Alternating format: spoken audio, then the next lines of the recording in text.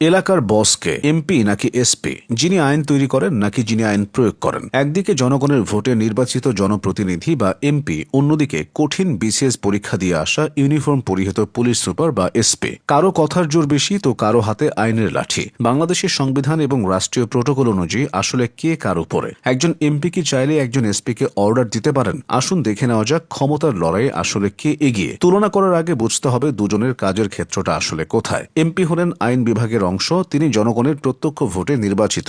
বাংলাদেশের সংবিধানের ৬৫ নং অনুচ্ছেদ অনুযায়ী সংসদ সদস্যরা হলেন আইন প্রণেতা। তার মূল কাজ সংসদে বসে দেশের জন্য আইন তৈরি করা এবং নিজের এলাকার উন্নয়নের তদারকি করা। অন্যদিকে এসপি হলেন নির্বাহী বিভাগের অংশ, তিনি বিসিএস পুলিশ ক্যাডারের একজন কর্মকর্তা। তিনি একটি জেলার আইন শৃঙ্খলা বাহিনীর প্রধান। তার কাজ হল সেই আইন মাঠে প্রয়োগ করা এবং জেলার আইন শৃঙ্খলা রক্ষা করা। সহজ কথায় একজন ল মেকার, অন্যজন ল কিপার। এবার আসা যাক আসল বিতর্কে, রাষ্ট্র কাকে বেশি সম্মান দিয়েছে। এর উত্তর মিলবে ওয়ারেন্ট অফ প্রেসিডেন্সি। এটি হলো রাষ্ট্রীয় পদমর্যাদার ক্রমতালিকা। এমপি এই তালিকার ১২ নম্বর ক্রমিকে অবস্থান করছেন। এটি সচিবদের ঠিক পরের এবং মেজর জেনারেলদের সমপর্যায়ের একটি অত্যন্ত সম্মানজনক অবস্থান। তবে ক্যাবিনেট মন্ত্রী বা প্রতিমন্ত্রীদের মর্যাদা পেলে তারা আরও উপরে থাকেন। অন্যদিকে একজন এসপি সাধারণত উপসচিব পদমর্যাদার কর্মকর্তা হন। ওয়ারেন্ট অফ প্রেসিডেন্স অনুযায়ী উপসচিবদের অবস্থান ২৫ নম্বরে। প্রোটোকল বা রাষ্ট্রীয় মর্যাদায় একজন এমপি একজন এসপির চেয়ে যোজনে গিয়ে রাষ্ট্রীয় যে কোনো অনুষ্ঠানে একজন এমপি সবসময় এসপির আগে আসন পাবেন এবং এসপি তাকে সম্মান প্রদর্শন বা স্যালুট করতে বাধ্য থাকবেন। এখন প্রশ্ন হলো, প্রোটোকলে এমপি অনেক ওপরে হলেও তিনি কি চাইলেই এসপিকে যা ইচ্ছা তাই আদেশ দিতে পারেন? এখানে আছে সংবিধানের চেক অ্যান্ড ব্যালেন্স।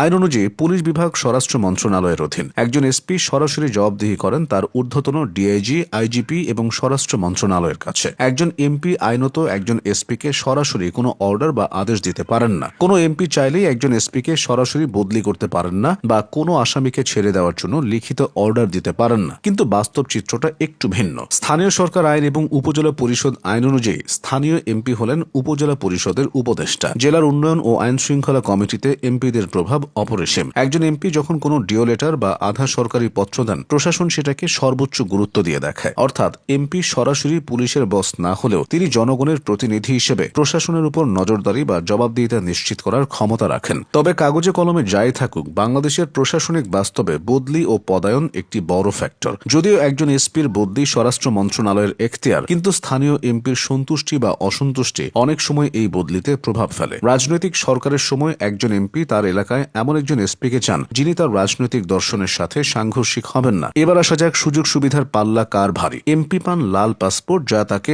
আন্তর্জাতিকভাবে ভিআইপি মর্যাদা দেয়। পান শুল্কমুক্ত গাড়ি আমদানির বিশাল সুবিধা এবং ৫ বছরের জন্য ন্যাম ফ্ল্যাট বা সরকারি আবাসন। কিন্তু ৫ বছর পর তার ক্ষমতা শেষ। অন্যদিকে এসপি পান সার্বক্ষণিক সরকারি গাড়ি, ড্রাইভার, দেহরক্ষী এবং সুসজ্জিত বাংলো। তার চাকরির নিশ্চয়তা আছে অবসরের বয়সসীমা পর্যন্ত। ক্ষমতার মেয়াদ এমপির ৫ বছর, কিন্তু এসপির সার্ভিস লাইফ ৩০ বছর। এমপি এবং এসপি একে অপরের প্রতিপক্ষ নন। একটি জেলার উন্নয়নে এমপি হলেন স্থপতি আর এসপি হলেন সেই উন্নয়নের নিরাপত্তা রক্ষী। সংবিধানের ৭ অনুচ্ছেদ বলছে প্রজাতন্ত্রের সকল ক্ষমতার মালিক জনগণ। তাই জনগণের নির্বাচিত প্রতিনিধি হিসেবে এমপি তাত্ত্বিকভাবেই সবসময় আমলাতন্ত্রের ঊর্ধ্বে।